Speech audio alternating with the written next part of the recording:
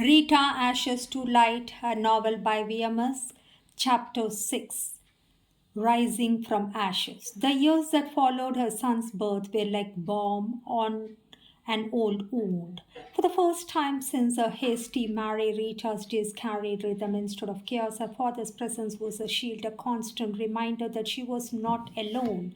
Together they created a cocoon, I could say, of safety for the child who had become the center of their universe. The little house they lived in was alive with the small toys. The walls were decorated not with wealth but with the laughter of growing boy. His first steps across the veranda, his first words whispered in Rita's ears, the way he ran to his grandfather with outstretched arms, always calling him Tata, Tata. All these moments stitched themselves into Rita's heart like treasures no one could steal. Rita too began to rise again. She resumed her studies part time and soon found work in a small college as a psychology lecturer, standing before a class, chalk in hand. She felt a sense of power she had long forgotten, the ability to guide, to inspire, to share wisdom drawn not just from books but from her own scars. Her students admired her clarity, unaware of the storm she had survived. At home, her father often watched her quietly as she graded papers. At the dining table, her son playing nearby, who have become a woman of steel. The father said, "You have become a woman of steel, Rita," he told her one evening. "The world tried to break you, but look at you now. You are unshakable." She smiled, though deep inside she knew her strength was borrowed from him. He was the pillar who held the roof above her head, the silent guardian who allowed her to rebuild without fear. Ajit, meanwhile, had reduced himself to a shadow. He appeared occasionally, sometimes drunk, sometimes pitiful, sometimes demanding, but he no longer held the power he once had. Rita had grown immune to his charms, his threats, his manipulation. Each time he came, she looked at him not with longing but with pity, as if he was a stranger who had once crossed her path. Just for the son's sake, because the son needs a father, she was keeping mum. Her true world was now her son and her father. Together, the three of them formed a family forged not by perfection but by resilience. They celebrated birthdays with homemade cakes, spent evenings under the glow of glittering lights, telling stories, and found joy in simple meals shared at the same table. And the grandfather was playing with the child, with his grandchild, taking him out and teaching him all morals, values, lessons, even yoga at very tender age. For 5 years, Rita lived in this fragile peace. She regained her confidence, built a name in her profession, and learned to walk with her head held high. The humiliation of her past still lingered like a scar, but it no longer defined her. She had risen from the ashes, but even as life blossomed again, fate had its own designs, because just as Rita found her footing, another storm waited on the horizon, one that no amount of strength could prepare for her. End of chapter 6. Chapter 7. Shattered again. The morning began like any other. Rita was preparing breakfast, humming softly as her little boy chased a ball across the veranda. Her father sat in his usual chair, newspaper in hand, glasses perched low on his nose. It was a scene of comfort, of ordinary happiness, the kind she had learned to treasure. But life has a cruel way of shattering peace in a single breath. Her father suddenly clutched his chest, the newspaper slipping from his trembling hands. Rita rushed to his side, her heart pounding, calling his name. His eyes searched hers desperately, as if trying to speak words his lips could not form. Within minutes, despite every frantic attempt, he was gone. The world stopped. Rita sank to the floor beside him, her cries filling the house. Her son, too young to understand, clung to her sari, his wide eyes frightened by the grief that consumed his mother. The neighbors came running, voices blurring into the background, but all Rita could hear was the deafening silence where her father's steady presence had always been. She had lost her protector, her shield, the one person who had never failed her. The days that followed were a haze of rituals and condolences. People spoke kindly of her father, his generosity, his discipline, his devotion to his daughter and grandson, but none of their words could pierce the emptiness inside her. For the second time in her young life, Rita felt abandoned, first by a husband, now by father. At night, when her son slept, she would sit alone on the veranda, staring into the darkness of sky. She remembered his voice, his advice, his gentle warnings. Think with your head, not just your heart. Think with your head, not just your heart. It was ringing on her ears. How she wished she had listened earlier. How she wished he could see her now, not broken, but trying desperately to be strong. Her son became her only anchor. Each morning, his innocent smile pulled her out of despair. Each cry for food, each tug at her sari reminded her that she no longer had the luxury of collapse. She was both mother and father now. When Ajit appeared again, sensing her vulnerability, Rita stood firm. He tried the old tricks, false promises, pleas for a second chance, but she met him with cold resolve. You took everything from me once, you will not take my child's life from him. She told him, her voice, steady and sharp, carried the strength of her father within it. From then on, she decided her life would be built not on dependency but on resilience. Her father had given her tools, education, dignity, the memory of his unwavering strength and love. It was her duty to honor him by living bravely without anybody. At 30, Rita stood alone in the world, but she was no longer the frightened girl who searched temples for a runaway husband. She was a mother, a teacher, a woman who carried the legacy of her father's love in every step she took. Shattered though she was, she refused to break. End of chapter 7. Chapter 8. A Mother's War. Life after father's death was like walking barefoot on burning sand, every step painful yet impossible to stop. Rita had no choice but to keep moving. She was 30, a widow. She was 30. Left with a child who depended on her own world that seemed indifferent to her struggles. The first battle was survival. With her father gone, the steady flow of financial support ended. Rita tightened her sari, walked into the college where she taught and asked for more hours, that she took extra classes, stayed late for counseling sessions, and she started to slowly began to establish herself not just as lecturer but as a mentor. Her students admired, her colleagues noticed her strength. She had fire in her eyes, they whispered, but only Rita knew the fire was born of necessity.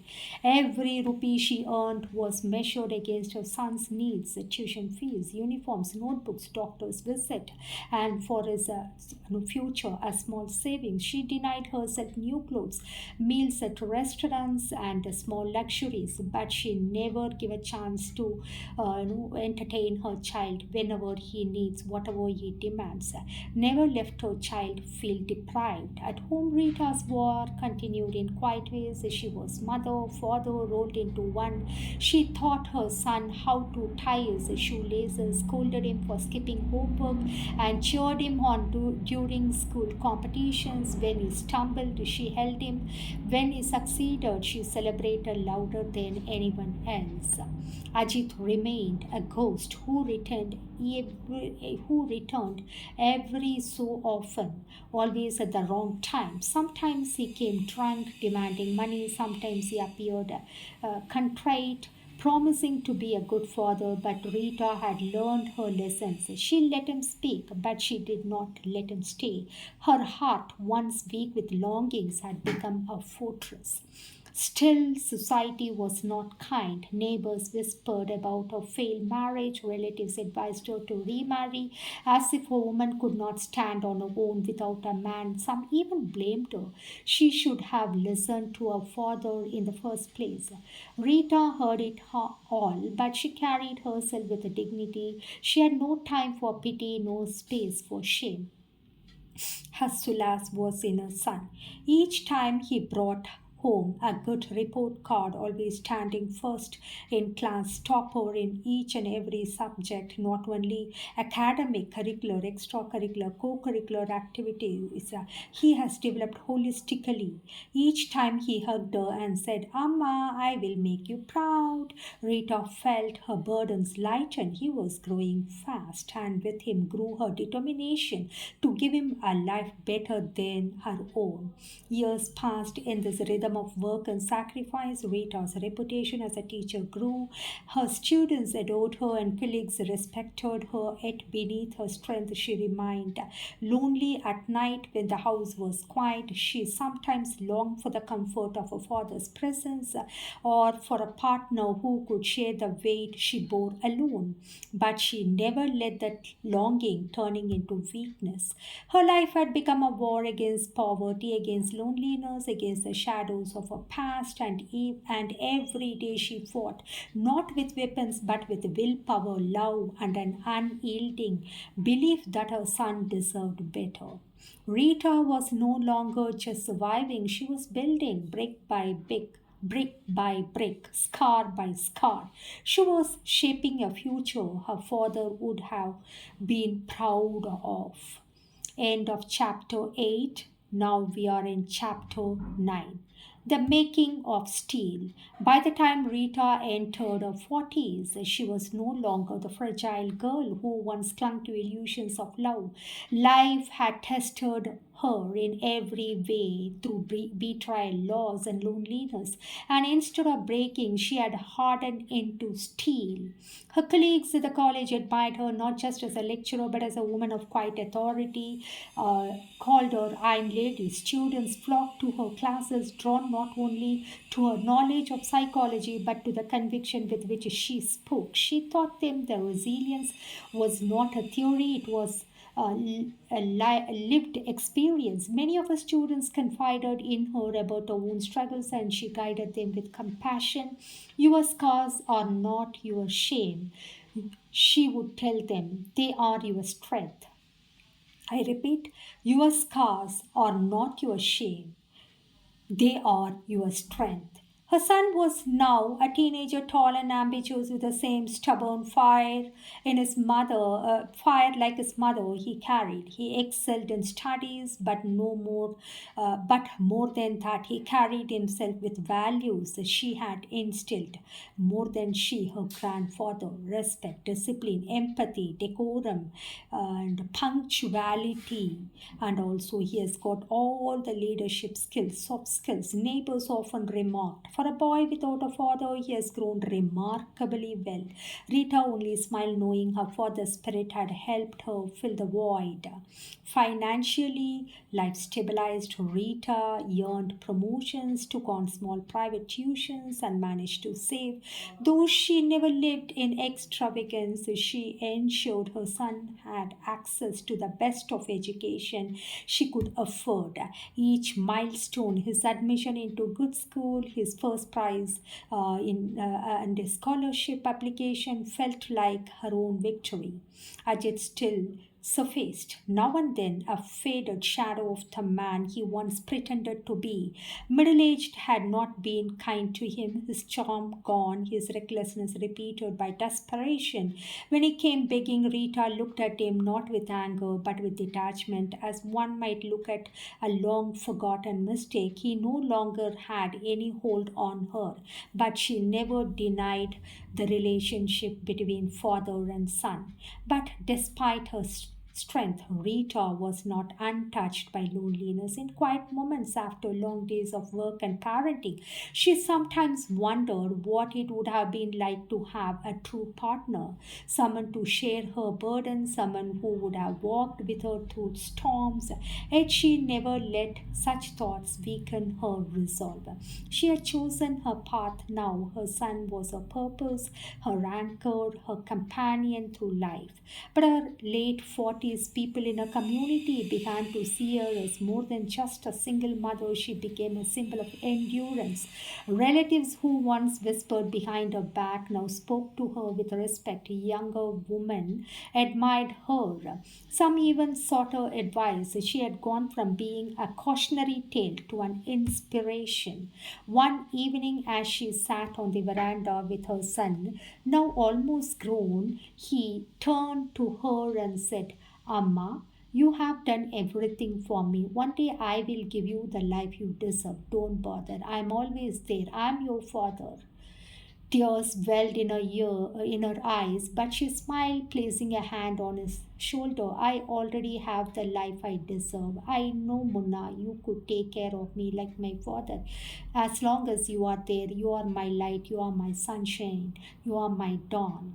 Rita had lost much, her riches, her illusions, the shelter of her father's arms, but what she gained was immeasurable. She had built herself from the ground up, not once but many times. She was no longer just Rita, the daughter, or Rita, the abandoned wife. She was Rita, the woman forged in fire, unbreakable, unshakable, a mother whose strength defined her legacy. End of chapter 9. Now we are in chapter 10, Legacy of Love.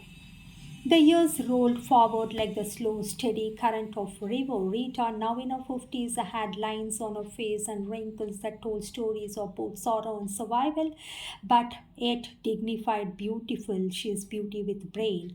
Her once restless eyes had softened not because life had been easy, but because she made peace within and with its storms. Her son was now a man, well educated, responsible, standing tall in his own right. Every success he has achieved felt like a crown placed on her head, proof that her sacrifices had never been in vain. When he walked across the stage at his graduation, she sat in the front row, her heart swelling with pride. For the first time in years, she cried not out of grief but out of overwhelming joy.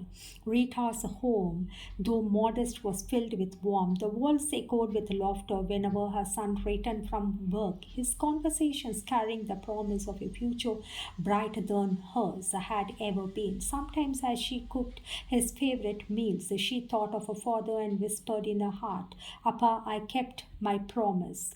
I raised him well. Your blessing should always be there for him. Ajit had long faded from her story. Rumors of his ruin reached her ears now and then, but they stirred no emotion. She had long ago buried the chapter in the graveyard of lessons learned.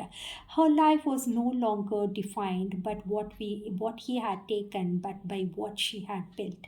As the seasons passed, Rita found herself becoming a guide to others. Neighbors came to her for advice. Young women sought her counsel when struggling in their marriages or careers. She never lectured, not. She also shared pieces of her truth. Don't surrender your dignity. Don't let love blind you to wisdom. And above all, never underestimate your own strength. Her son, noticing how people looked up to her, once said, Amma, you don't realize it, but you are more than a mother. You are a pillow for so many. That night, as Rita sat under the stars, she finally understood she had been through riches and rags, betrayal and violence, loneliness and loss. But through it all, she had given love, and in return, she received the purest love of all, the form of her son's devotion and quiet respect for those who had watched her journey. Her legacy was not wealth, not status, not glittering life she once imagined as a young girl in college. Her legacy was strength, her legacy was love, love of her son, and ever loving of her father, evergreen love of her father. She is no longer a victim. She is just no longer a survivor. She is a victor. She is a victory by herself. End of legacy of love. Epilogue: the flame that endured. Rita's life was not just the fairy tale she once dreamt of a 19-year-old girl. Love had deceived her, fate had tested her, and society had judged her. Yet in every trial she discovered a deeper strength, one that even she did not know she carried. She had been broken but not destroyed, betrayed but not defeated, abandoned but never truly alone. For within her lived her father's wisdom, and beside her grew a son who became her greatest triumph. The world often remembers wealth, beauty, and success, but Rita's story was of another kind of victory, the kind that comes from enduring pain with dignity, from turning wounds into wisdom, from choosing love even after life had shown its cruelest face. Her legacy was not measured in riches but in resilience, not in status but in strength, not in what she received but in what she gave. Long after she was gone, those who knew her would remember not her suffering but the fire within her. She would they would speak of Rita as a woman who stood tall against the storm, who raised her son into a man of honor, and who proved that sometimes the greatest wealth is not what life gives you but what you make of life. Rita's name became a quiet reminder that even in the hardest darkness, a flame can endure, and sometimes that flame can light the way for others. End of Rita, Ashes into Light by VMS.